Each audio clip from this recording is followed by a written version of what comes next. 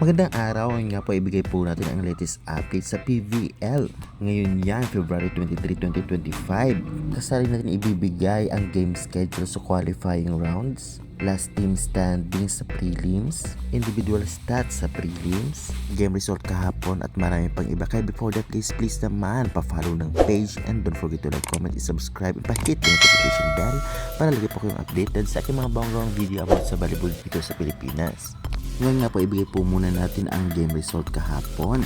Nanalo nga ang PLDT sa loob ng 3 straight sets kontra sa South Coffee sa mga scores na 25-20, 25-16 at 25-15.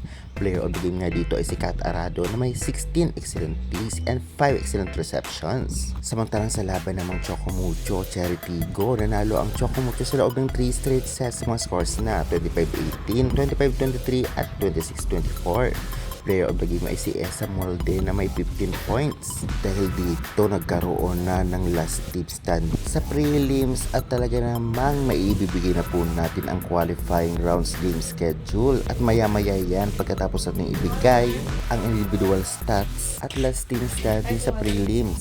Sa best scores nga naumuna si Davison, Rundina, Vansikel, Tubo, Permintilla, Laksina at ang sumusunod.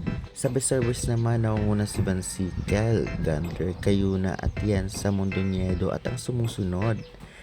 Best blockers naman, De Leon, Gagate, Davison, Baron, Palomata at sumusunod. Sunod naman ay best spikers na una si Davison, Tubo, Vansikel, Santos at Pons at ang mga sumusunod. Sa best diggers naman nauna si Makandili Katindig, Arado, Erowa, Ponce, and so on. Best setters naman nauna si Cayuna, Negrito, Romero, Mondoñedo, Alcantara at ang mga sumusunod. Best receivers naman Ponce, Barbon, Galanza, Gandler, Davison at sumusunod. Ito naman nga ang final team standings nga dito nga sa preliminary round ng PBL AFC 2025. Still on top, Creamline, Petrogas, Signal, PLDT, Chocomucho, Farm Fresh, Akari, Charity Go, Sauce Coffee, Galleries, Capital One at NX LED. Ngayon naman ibibigay po natin ang magiging game schedule sa qualifying rounds.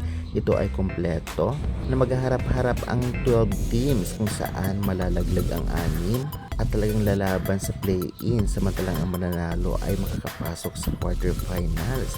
Narito na po ang game schedule. Unang maghaharap nga sa February 27 ang Venue Sports Arena, Galleries vs Signal 4pm, susundan 6:30pm, Creamline vs NX LED. Sunod na game schedule naman March 1, Pearl Sports Arena ang venue, bakbaka ng Petros vs Capital 1 4pm, susundan 6:30pm, Chocomucho vs Charity Go.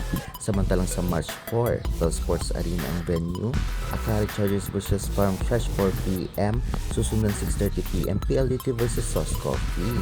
At i-receive na po natin ang full game schedule sa qualifying rounds. Excited na ba kayo? Ano-anong team kaya makakapasok agad sa quarterfinals? I-comment nyo na yan at huwag kalimutan nila i-subscribe for more updates.